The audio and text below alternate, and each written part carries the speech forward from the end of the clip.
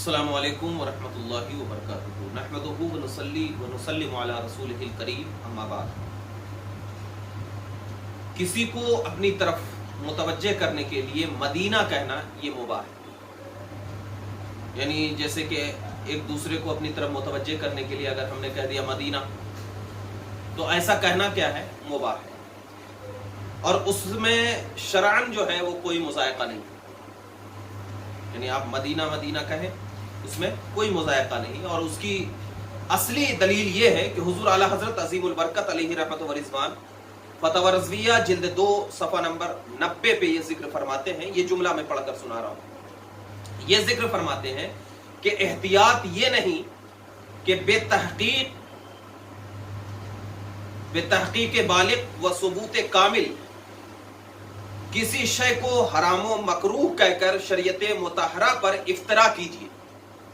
यानी इसका मतलब यह है कि जब तक के कामिल तहकीक ना हो जाए या एकदम बिल्कुल सुबूत कामिल ना मिल जाए, तो किसी शय को हराम कहना आपके लिए दुरुस्त नहीं। अगर आपने हराम कह दिया तो ये गोया के शरीयत मुतहरा पर आपकी इफ्तराबाजी हुई। या आला हजरत फरमाते हैं, बल्कि एहतियात, आगे फरमाते हैं आला हजरत अज़ीमुल बरकत अलैहि रहमत व रिज़वान, बल्कि एहतियात किसमें है, मुबाह मानने में है, इबाहत मानने में। तो जब इबाहत मानने में है तो अब आप ये बताइए कि मदीना मदीना कह के एक दूसरे को मुतवज्जे करना, क्या शरीयत इस्लामिया ने इसे हराम व नाजायज करार दिया है?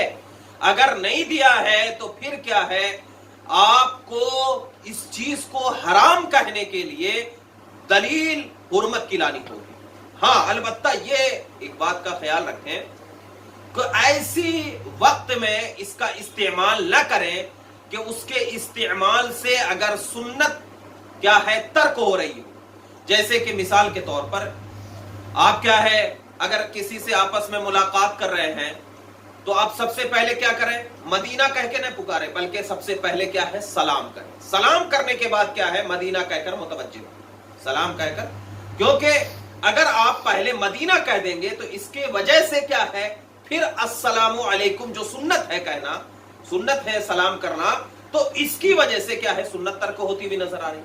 तो लिहाजा आप वक्त का इस्तेमाल करें, जगह का इस्तेमाल करें, देखें कि हम किस वक्त इस्तेमाल कर रहे हैं। तो अगर इसकी वजह से कोई सुन्नत जो है वो तर्क नहीं हो रही है, तो फिर मदीना मदीना कहने में या मदीना कहकर एक दूसरे को अपनी तरफ मुतवज्जे करने में कोई हर्ज की बात